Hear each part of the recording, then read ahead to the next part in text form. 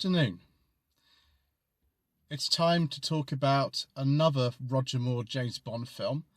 So far we've looked at Live and Let Die, The Man with the Golden Gun and The Spy Who Loved Me.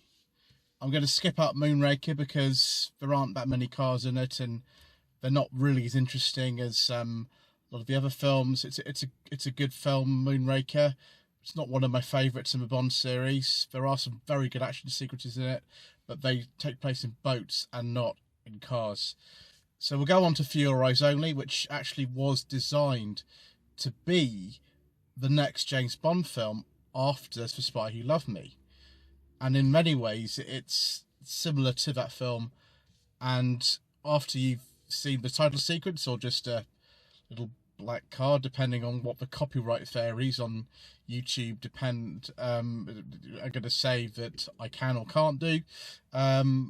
We'll go into that a little bit further.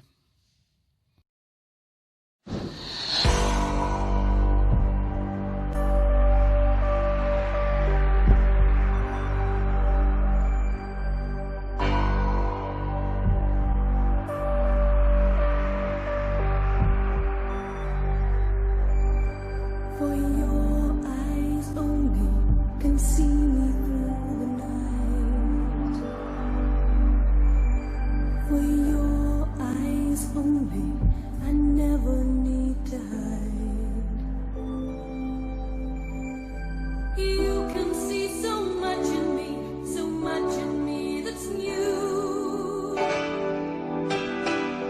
I never felt till I looked at you.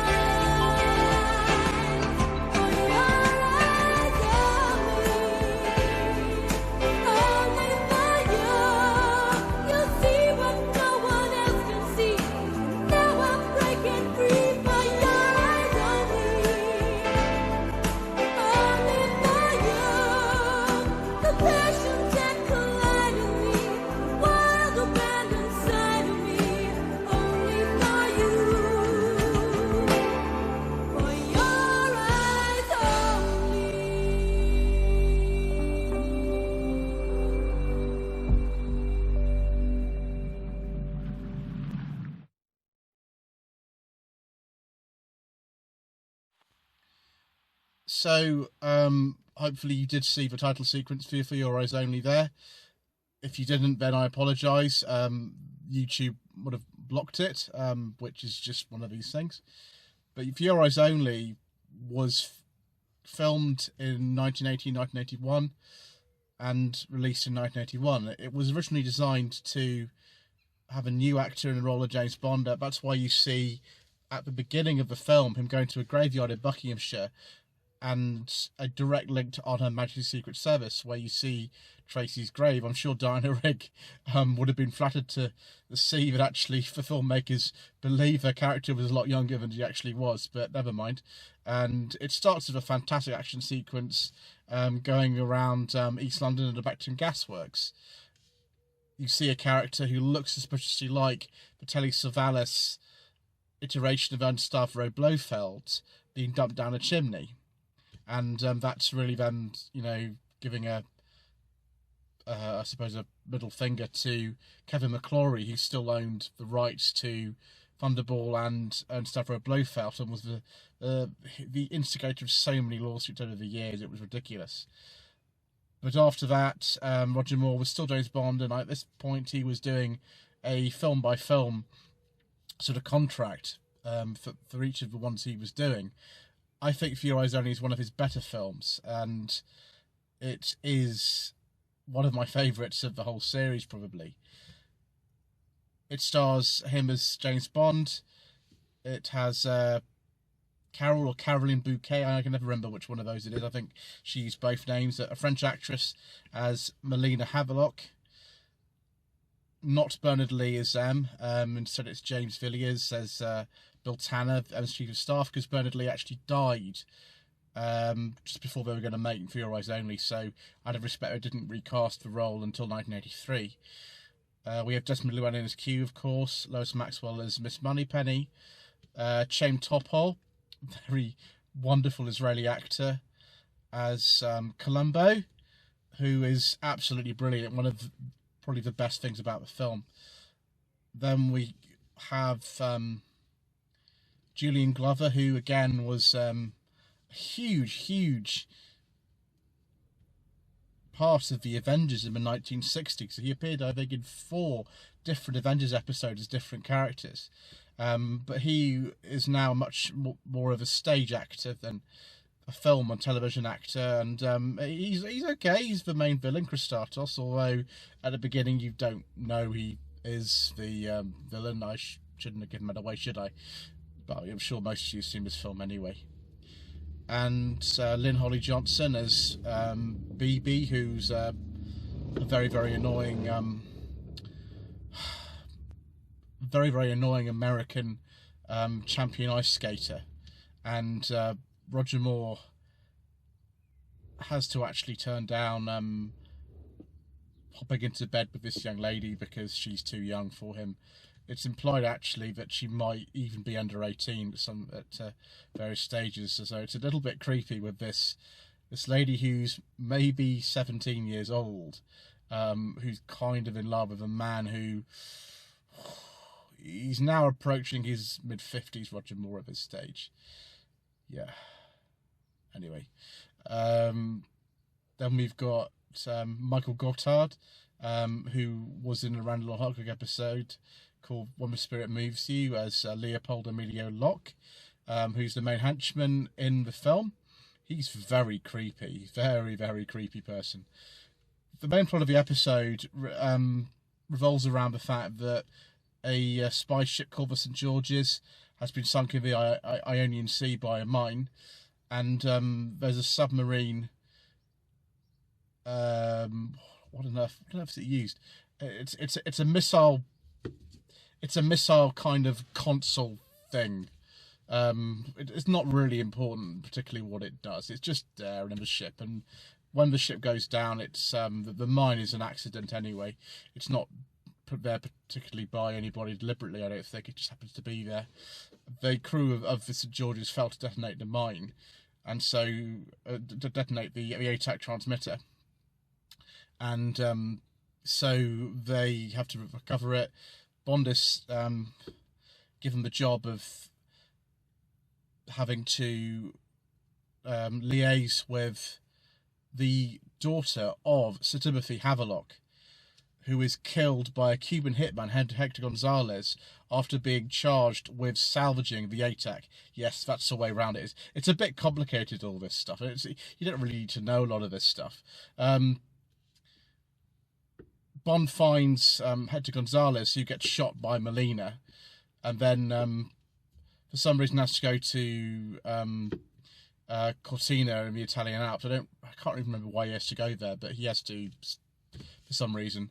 It just means you get more action sequences down a bobsleigh run with motorcycles chasing Roger Moore's stunt double, which is great, you know. And then there's car chases, there's foot chases, there's underwater stuff. It's a very good film, but me trying to explain the plot to you in any sort of logical order, it really isn't actually that important.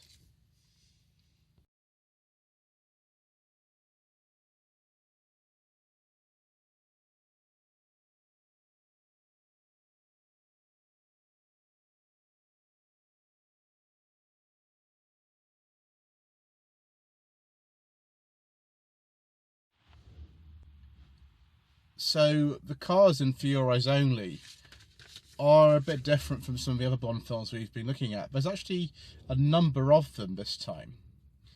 The main car actually used in the car chase is not a Lotus this time, although we'll get to those in a little bit. It's a 1980 Citroën 2CV6.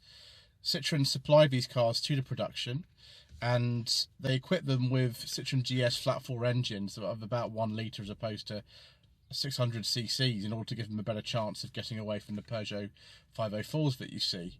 The bodywork of them just gets completely destroyed. They did make a special edition 007 2CV in 81, which had the bullet holes already kind of stuck onto the car.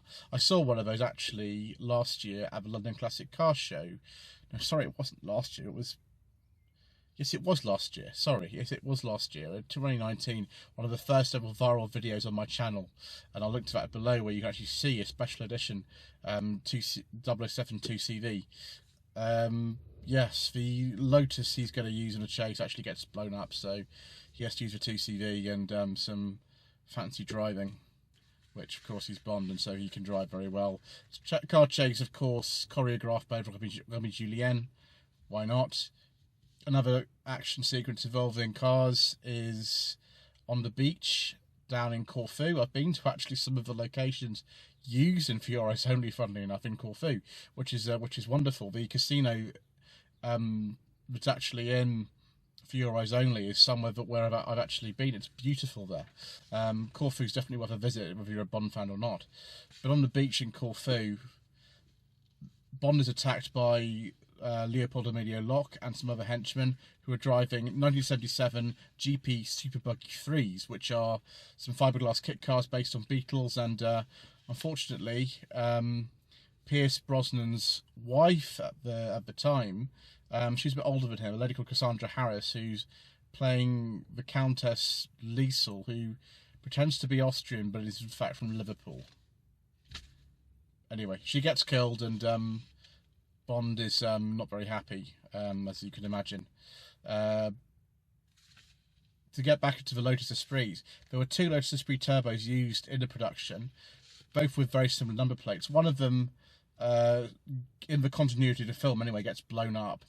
It was a pre-production car in white, a turbo, OPW 654W. That car didn't actually get blown up. They just blew a shell up, actually, and you know, you wouldn't want to blow up a brand new Esprit unless you were really, really rich. I suppose they were pretty rich in Eon Productions, but Bond then is equipped with another Esprit after the Lotus gets destroyed, and when he goes to Cortina, he has another Esprit Turbo from 1981 this time.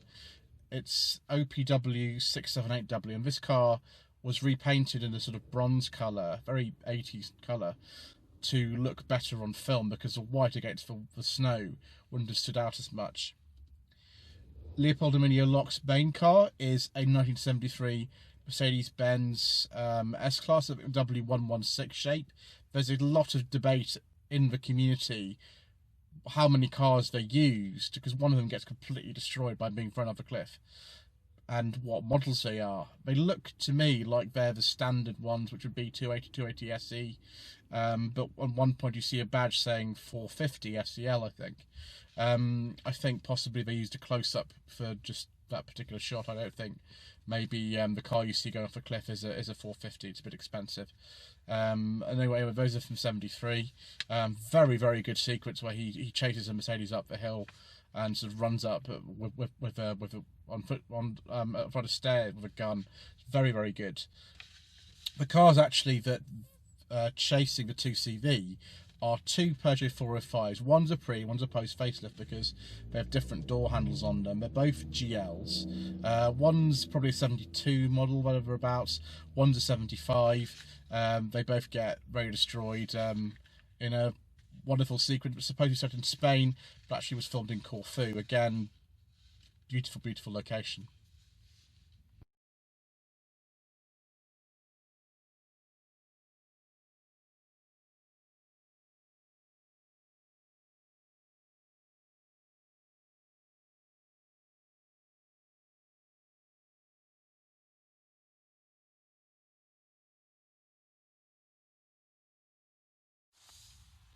Some of the other vehicles used in For Your Eyes Only are two 1980 Yamaha XT500 motorcycles used in a chase down a bobsleigh run where Roger Moore, or his stunt double, are trying to get away from them in Cortina, Italy. The music in that is called Runaway. The music in For Your Eyes Only actually is not by John Barry, it's by Bill Conti, who's more famous for the Rocky films. And Runaway is a fantastic piece. Look it up on YouTube. It's a brilliant piece of action music in that film. It's probably, in my estimation, better than the title song, actually. The title song, it's all right. It's a long line of Roger Moore films where they just had a kind of female singer singing a sort of ballad type thing. I mean, Sheena Easton appears in the title sequence. Some people think she's amazing. I don't know. I'm a bit indifferent really to Sheena Easton personally. Blondie were going to do a version of For Your Eyes Only, but they didn't do it in the end. They recorded a demo and everything, but the producers wanted Debbie Harry on her own to sing the song without the rest of the band. And the rest of the band obviously thought it was a terrible idea, and so they refused. So they got Sheena Easton instead. Make of that what you will. One of the other things I've noticed about this is just how many old Mercedes-Benz models there are in Corfu. There's a truck that you see in one of the car chase sequences. It's a 1959 Mercedes-Benz L1413. There's also a 1960 Mercedes-Benz 0322 BMX LP coach, which again is in Corfu, printed to be Greece. And one of the bends of this hill that they're trying to chase down, there is a 1965 Mercedes-Benz LP lorry.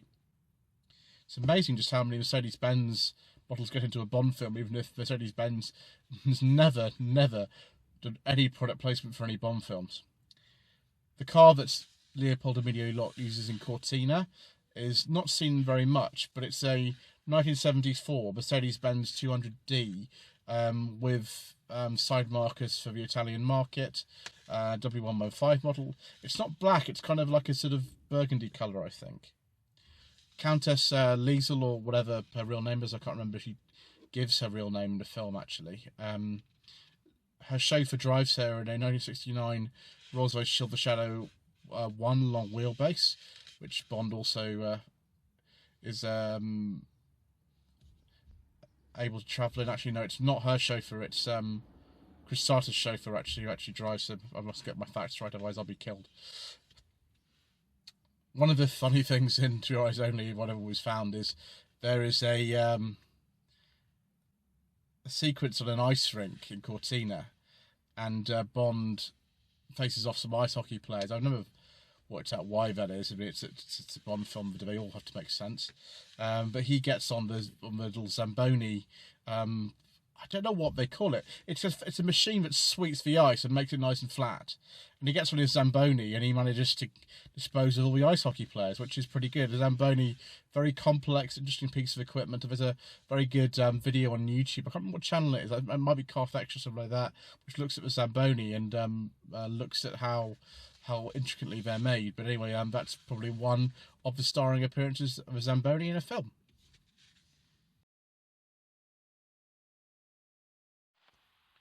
So there we are. That was the cars and other vehicles used in For Your Eyes Only. Is it worth watching in 2020? Well, like a lot of Roger Moore James Bond films, absolutely. It's one of my favourite Bond films of all time. It's very, very, very focused on action. not so keen on Carol Bouquet or Caroline Bouquet, but their performances are pretty strong. Lily Johnson's pretty annoying, but I think she's supposed to be. And the locations are really beautiful. It's definitely worth your time to spend maybe 2.5 hours watching that. Anyway, don't forget to subscribe to the channel if you haven't already done so. Don't forget to like this video and leave a comment below. Please visit my Facebook page, facebook.com/Lloyd Vehicle Consulting, and also my Instagram page, instagram.com/Lloyd_Vehicle_Consulting. Thank you ever so much indeed once again for watching.